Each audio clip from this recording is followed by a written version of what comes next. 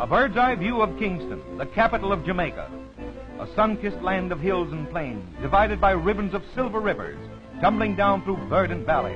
A tropic isle of infinite beauty that rises out of the blue depths of the Caribbean Sea some 90 miles south of Cuba.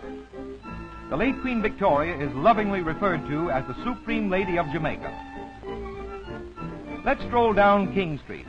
Here we note signs of civilization on every side and find it hard to realize that only 3 centuries ago, this was a tropical wilderness, a favorite hideout of bold pirates and buccaneers. Traffic rules are the same here as in London. If you go left, you go right. And if you go right, you go wrong. So figure it out for yourself. Most of the inhabitants are descendants of the slaves that were imported from Africa to work on the plantations. Just 100 years ago, Great Britain abolished slavery. Today, the Jamaican Negro is a happy, enlightened, law-abiding citizen, loyal to his government, of which he is very proud. Saturday is market day, but only a few have a donkey with which to bring in the produce from their farms. The men usually stay at home to work the farms, while the women walk to market, carrying everything on their heads. Some of them have to walk 10 miles or more. When they have sold their wares, they start home, loaded down with supplies for their families. Walking must be good in Jamaica. Coffee beans, undated. Sugar and no cream.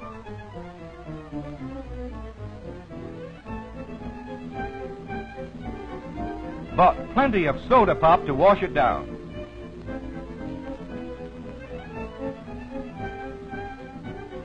The peasant Negroes of Jamaica are very much attached to their little homes and their plots of land.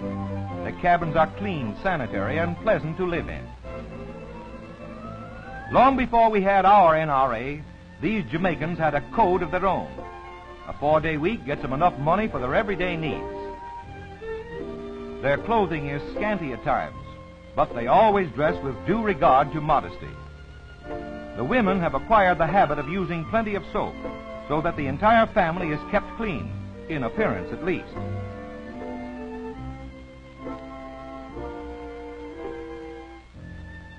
Their diet is simple. The only fuel they require is for cooking, and this takes place in the open air.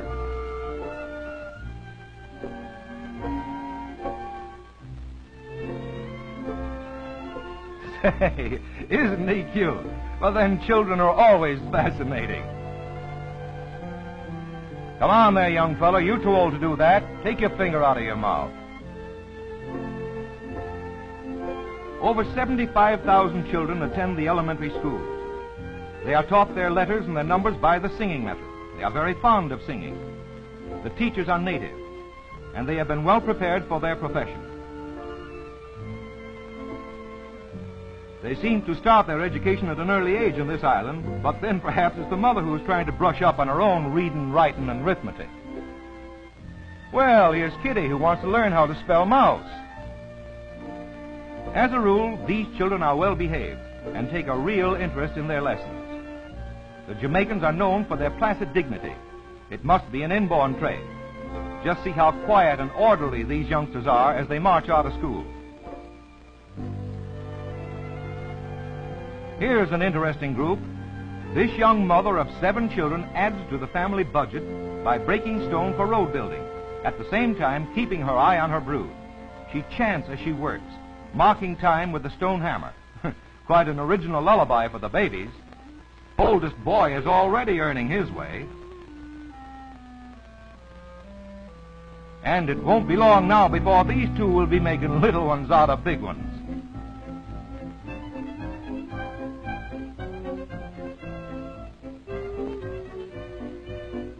This woman is spreading the broken stone over the roadway, a handmade road.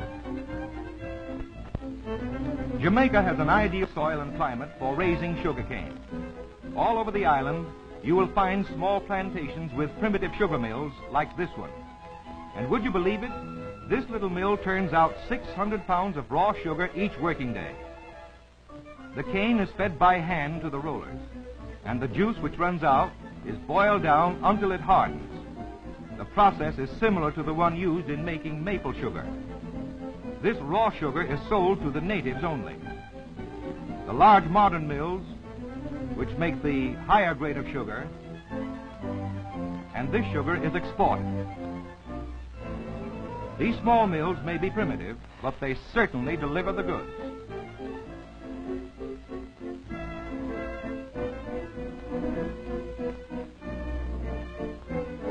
Jamaica is also an ideal place for growing bananas because it has a rich, fat soil together with plenty of heat and moisture. These are young trees, about 3 months old. In another 5 or 6 months, they will bear fruit. These trees are full grown, from 8 to 10 months old, and they are ready to be picked.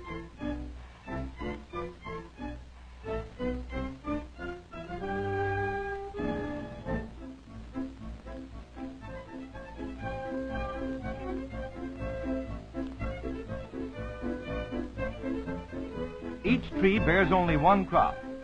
When the bananas are cut off, the picker destroys the tree. The shoots that spring up out of the roots grow rapidly to furnish the next crop.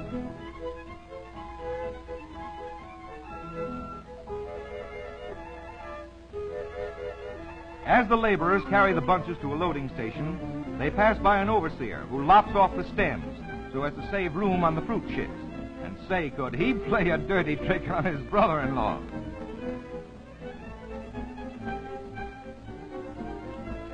On very large plantations, they have narrow-gauge railroads for delivering the bananas to the wharves. On this one, a bullock cart answers the purpose, and here's the motive power.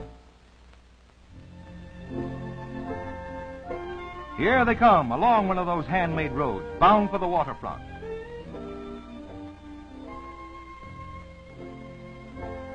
As the carts come in, the bananas are transferred to a big shed on the wharf. The men carrying the bananas pass in front of a checker. Each one receives a metal disc. Later, they turn them in as a check on the number of bunches brought in, and then they get paid off. The carriers get 2 cents for every 3 bunches carried in. The bananas are picked green.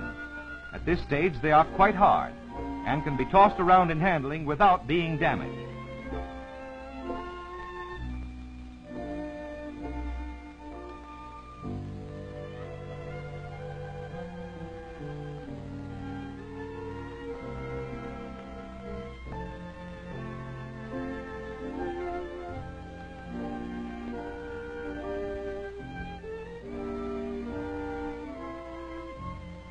Now, while the lighters go out to the ship and unload, let's wander along the shore and give the fishing industry the once-over.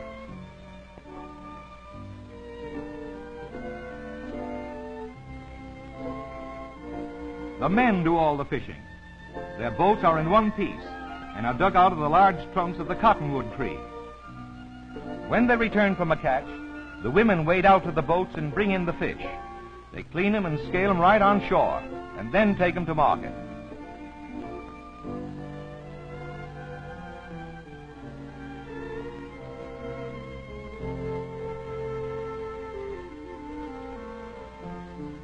Ah, Jamaican fish hound.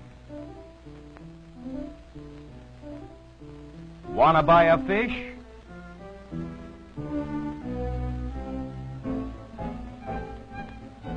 Well, after all, we've missed our boat. But who cares?